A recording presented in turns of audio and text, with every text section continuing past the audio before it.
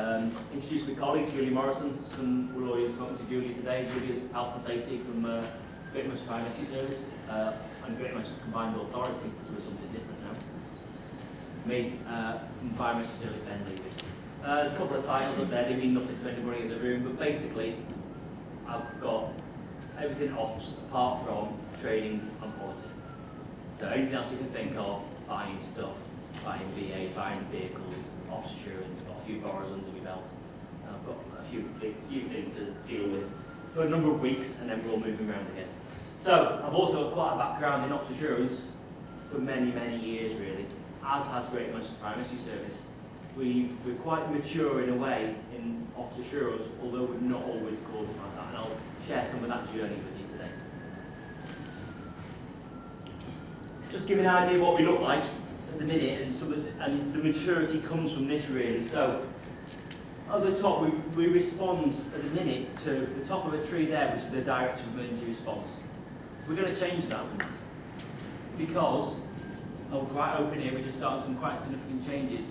There's an element of marking your own homework if you do this. And really, organisational assurance and operational assurance should be somewhat removed from the bit that you're marking. And at the minute, the Director of Emergency Response and me, I'm the AM there, and I've got a couple of AM posts that I'm covering all of them. I'm marking my own homework, really.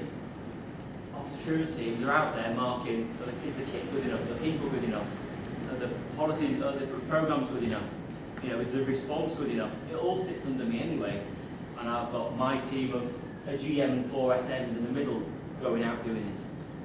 So I've got a permanent structure in the middle, group manager and 4 station managers at Fire Service Headquarters, and they're supported by an extended team underneath that are FDS officers in effect, that we also mobilise to instance. That's their main role, the folks underneath. What was our aim for this team? This team's been in place like that now for probably since 2005 in that sort of structure, certainly the middle section. They had various names, performance review team, and those 4 station managers in the middle, we had this idea once, they would be superbly experienced station managers, load of years under their belt, long in the tooth, probably hazmat team, Nilo, been there, done it, might be looking to a future GM, might just be wanting to put something back into the organisation. Unfortunately, you've probably got the same issues we've got. Those people don't exist anymore. If they do, they're looking towards the end of their career and they want the Gucci job, which is dim lead or CT embed or something exciting. They certainly don't want to be in the ops assurance team maybe, where, you know, Paul said you struggle to get out of the academy, but this is something you really struggle to get rid of. If you want in ops assurance, you know, Rehabilitation of Offenders Act doesn't touch this. I tell you, I've got marks on my palms for being in this team. So, I've done all that, I've done station manager, GM and the AM. So, that's our setup in Manchester anyway. I'm not going to answer this question. I put it in there and I thought, let's see how it goes today, what's OA? And I've got a bit of a background list of what's it saying, the OPA toolkit and all this. You can answer yourself on what OA is, but I think what is important, and there's the phrases we may have learned, assurance to stakeholders on benefit, deliverability, processes, all that sort of nonsense. But actually, it's important for your organisation that you know what you're calling ops assurance and what it is you're going to assure. And are you actually providing that assurance? It's not just this, but you can break it down into 3 things for me. People, kit, and the last bit is, and if not, then what? Okay? People, kit, and if what, then what? Discrepancies. There's a bit more to it than that, but I'll just expand on that then. Okay. So this is what we're going to try and assure. That your people are right, okay? They're confident, they know what they're doing, and they've got their training hooked off. First level of assurance. Are the people right? Are the people ready to go? Have they had the right training? Are they in date? Whatever it is, whether they're a driver, whatever it is, you're looking after that person. Is the kit right? Check the vehicles this morning, the mechanics checking the vehicles right, are the tyres right, is the VA set service properly, whatever it might be, is the kit right? Okay? Lastly, because it's not going to be, you know that. If there's something wrong, what have we done about it? So there might be a 13.5 metre ladder missing, it's not the end of the world. What, is it recorded? Is it reported? Is it being repaired? Can we keep going? we made amendments to our operational practice for today to make sure we can still deliver to the community. People, kit, and the discrepancies, are they being followed up? It's one of the first levels of assurance that we do. We've come up with that sort of ourselves over the years. Okay, where have we been with active monitoring? Okay, so we've been doing this, like I say, since May 2005. We have various names, performance review team. And I asked the question in North Wales before, so I didn't get your first name, was it? Steve, I asked the question, Steve, about wearing your whites. We would wear this, wearing your whites. Yeah, when we were a performance review team, we turned up in undressed with cap, gloves, and call me sir, and all this. Maybe wasn't the best way to do it for us. We've come a long way since then. We did that years ago. We had loads of input layers of processes. How do you record? We had the debrief spreadsheets here, spreadsheets there, lists there, all over the place. Auditable? Nah. Somebody needs to come and assure us, because that was shocking. We had we were dead proud. We had an emerging themes register. Oh yeah, we can do better here, we can do better there. We weren't recording the important stuff. And the classic example of that is when we came to replace radios. Every firefighter would have told us radios were rubbish. We didn't have one debrief that said the radios were rubbish. We didn't have one assurance report that said the radios were rubbish. Everybody knew the radio didn't work. Nobody said it. Now it's the same with reliefs, welfare on the fire ground, whatever it is. Oh, reliefs are rubbish. Says who? Can't find any record of it, but we can because we've moved on a bit. And then we replaced the system. We put together quite a big project to replace how we were going to record all our assurance activities, and we built our own active monitoring system. I'll show you a bit of. We looked to go and buy one, but actually we built our own. We were lucky at the time, and there might be some in the room who've seen our active monitoring system, and you're free to come and have a look and play, and we'll send you anything you want, all the documents that go with it. It's all free for us. We built it all in SharePoint. We had the technology, we had the capability, we had the people, and we had the drive, and we built it ourselves from scratch. Okay, this is our Operational Assurance Assessment Suite. So, we do incident monitoring reports, we go to incidents. That's simple enough. We go to incidents. We either go to incidents with the core team, so there's 4 station managers in the daytime, because the other station managers are busy doing their day job, those 4 station managers turn out from their desk in the daytime, in amongst anything else, to a range of incidents. At night, and on the 25-row system, we've got those other station managers that will also turn out and carry out our incident monitoring reports. We do standards reports on various things, training, exercises, station inspections. We'll talk about those in a moment. We do thematic reviews. If we find something of interest, we'll start looking at something in a little bit more detail, and we'll produce a full-on suite of data analysis of a certain issue, whether it be some defect in appliance, equipment, emerging trends, something new. Recently it was a thematic review into subsurface rescues or water rescues. We were faced with a situation a few weeks ago where we had to carry out a subsurface rescue. Or at least the firefighter concerned and crew there thought they had to carry out a subsurface rescue. When I say subsurface rescue, I'm talking in excess of 20 feet below water, below the surface. And something led to that, so we carried out a bit of a review into that. And then station inspections, we'll talk about that, some detail here. And the other bit we do, fatal and possible fatal reports. This is not what caused the fire, it's about the possible and fatal possible incidents and some assurance around that. I'll discuss that in a minute. Okay, so that's what we go to. We'll go through all those. OA officers go to that range of incidents and more. It says at the end, significant incidents, but basically we capture a good range of incidents there. We don't go to everything, or they don't go to everything. They just be out all the time. But there's enough there to keep them busy and give a good breadth of incidents and use of equipment and access to incident commanders, to observe incident commanders in operation. None of that will come to any surprise of you. Debriefs. Somebody said about the number of debriefs that we've done. So just what that looks like to us shouldn't be any different to you. Not debriefs, that's where the police and the ambulance make fun of us for standing in the middle of the road talking about how awesome we were. Okay? If we moved on from that to, police officers say, I remember when you guys used to brush the road up when you finished. Now you just talk about it, Well, actually, now police and ambulance colleagues are joining us on those hot debriefs. They say, come on in with us. And they do now. If there's anything to say beyond, oh, everything okay, yeah, everything's awesome. If there's anything to say beyond that, that would lead into the local watch manager doing the level 2 debrief themselves normally, which is back at station, and then start some formal recording through the active monitoring system. Again, I'll touch on that in a minute. And the level 3 strategic, we generally, our ballpark figure is anything over 6 months. We'll do a strategic debrief for. We call it strategic, but what it actually is an instant command debrief. The crews, let's say there's 6-10 pumps there, 6 pumps, 7, whatever, they'll have all done their middle level 2 debrief and fed it into our active monitoring system. Ops assurance team will set up a level 3 debrief, which brings the instant command team in. Everybody, duty group manager, the area manager if they're involved remotely, whoever, first attending station manager, hazmat officer, whoever it was, and they talk about the instant command decisions that were made. All the operational element of the debrief has been taken care of at level 2. This is the instant command and a bit more the larger corporate strategic stuff. An example of the thematic review, that one there was about testing the BA sets. We found perhaps testing the BA sets wasn't as awesome as it might have been. Okay? So we just smirked, you know what I'm talking about. Okay? So, based upon specific areas of operational risk, environmental scanning, looked at everything. For the BA set one, we downloaded BA set data. We still do this. I'll discuss that as I get to station inspections. You know, quite a lot of work. How do we share this thematic review? For me, I get presented, you know, a really Gucci Word document with a load of pictures and awesome, you know, text and how terrible things are, this is what we're doing about it.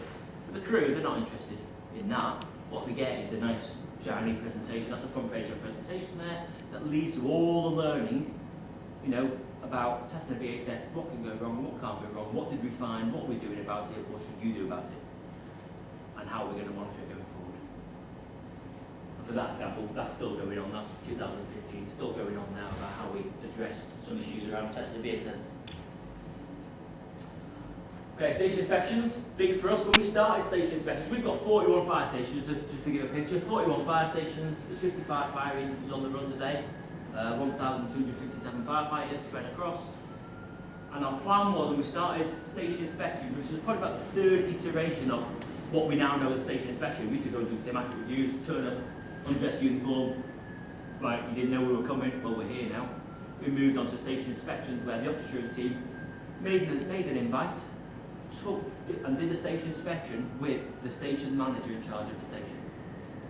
There's a joint inspection. And the idea of that was the ops assurance team, the 4 station managers, had that core knowledge across the whole organisation. And we set out to do every station over a 2-year period. We did that. We've now moved on where the ops assurance officers don't go out in the fire station. We say to the local borough managers, let's say Salford, right, you set them up yourself. Every one of your fire stations needs inspecting this year. You set it up how you want and do it with a peer. So what normally happens is the local station manager does it with a peer from another borough, not his neighbouring station, from another borough, and they come in and they all mix and match. And on top of that, our ops assurance officers go and do 10 pre-planned inspections across the organisation as well, randomly. You say they're coming on top of everybody else doing their own. And one of the reasons we go and do the 10 is that our ops assurance station managers also, when they're there, download 2 BA sets. We get 20 BA set worth of data. And if you understand why we're doing that, great. If you don't understand why we're downloading data, we then go through all the details on the Draeger bodyguard and we see what does it match against standard tests, and we will start issuing, and we do issue safety critical notices, and we do go on a discipline route. If somebody is, for example, God forbid, signed for a BA set and they've not actually touched something, and we've got that agreed with the trade union. There is no discipline process, it goes straight to a shorter process, and we'll give them a written warning. Share all this with you if you want any of this. Okay? Okay. Station inspections give you this. Top left hand, provide the leadership team. Leadership team to us is area manager and equivalent and above. Provides from the top end assurance about areas they're responsible for, all the way down to the firefighter at this end, and holds them to account the bits that they should be responsible for. And everything in between, station managers, group managers, and area managers who are responsible for. Okay, so with me? Yeah, awesome. Okay, fatal and possible fatal incident reports. So, this is not what caused the fire. It's something completely different.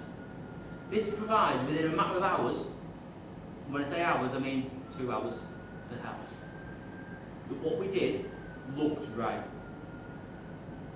So that I can immediately answer questions from the corporate leadership team, the chief and co, as head of officers. The borough manager of the local area can answer questions from his local councillors. You know, how quick were we there? Did the right fire engines appear to be mobilised? You know, even down to us of where did the crew park? What did they take with them? You know, did they take a hose reel? Did they take 45mm jet? That initial early answer of the initial actions that were taking place on the scene. Again, it's not the cause. There is a form for this, it's circulated within a matter of hours, and it does say what does the FI officer think the possible cause, probable cause is at this early stage. Okay.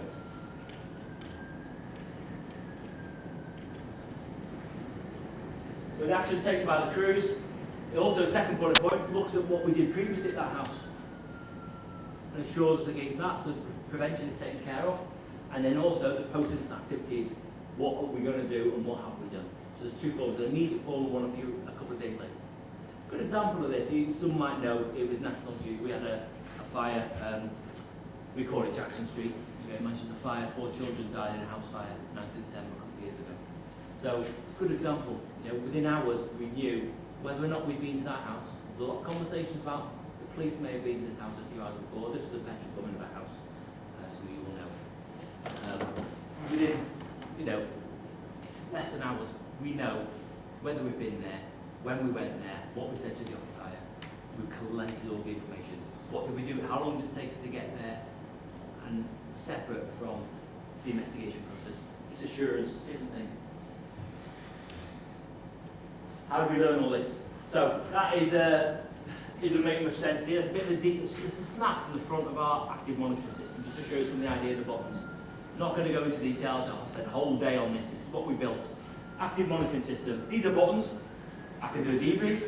Left end, obviously, press a button. Because it's all SharePoint based, which is linked to our people management systems. I'm in there, you're in there if you work with me.